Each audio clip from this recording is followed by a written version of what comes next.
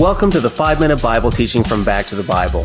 This is Pastor Nat, and to help you in your journey, today we're going to talk about friendship and accountability.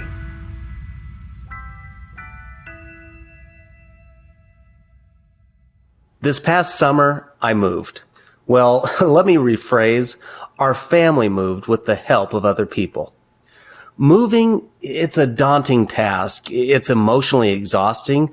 It's financially taxing.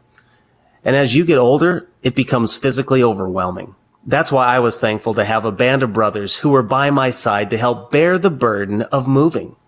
Now, the Apostle Paul, he instructs us as believers to bear burdens as well. Now, these aren't physical burdens, but something far more serious.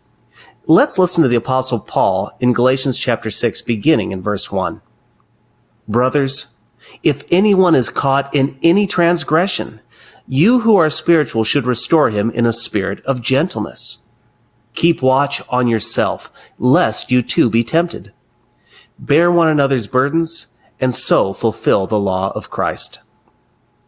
In verses 1 and 2, Paul gives us 3 responsibilities of being a follower of Christ. First is to restore, second is to keep watch, and third is to bear a burden.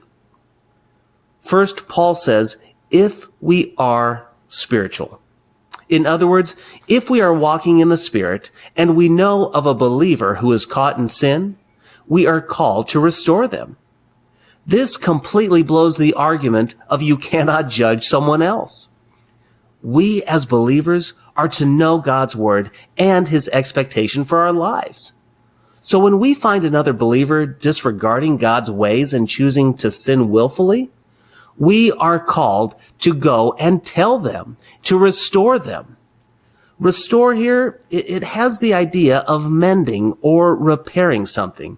It's to make it right again. You see, what we tolerate, we promote. And far too many Christians today, they sit quietly as brothers and sisters live in sin. We are called to help them see sin for what it is, and then help them walk with God correctly.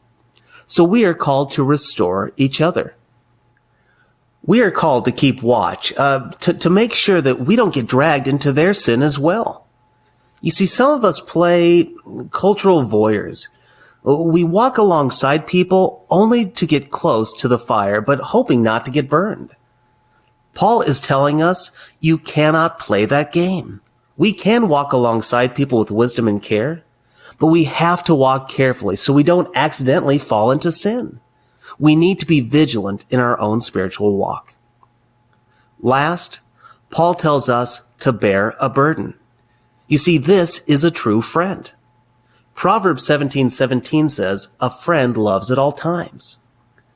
True friendship, it has 2 components. Both the ability to speak the truth no matter the consequences, and second, it's the compassion to love a person regardless of the outcome. When we are living by the Spirit, we restore, we keep ourselves, and we bear each other's burdens. A true friend will call out another friend when they're in sin, but they are also willing to help them become all that God has called them to be. You see, when we return to our slavery of sin, whether it's gambling or sex or alcohol or drugs or greed or whatever it is, God does not expect us to do it alone. By God's grace, we get to walk alongside people and help them by bearing the burden. Maybe you've gone through your own battle as well. God tells us the trials that we go through are there to grow us up, but they're also there to minister to other people. Who is one person in your life today who needs a real friend?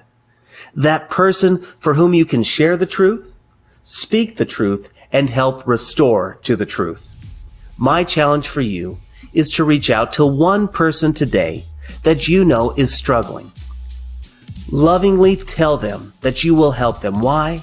Because God has helped you. Remember, God's grace is sufficient for you, and it is sufficient for them. Reach out to them, restore them, and let them know you are there to bear the burden.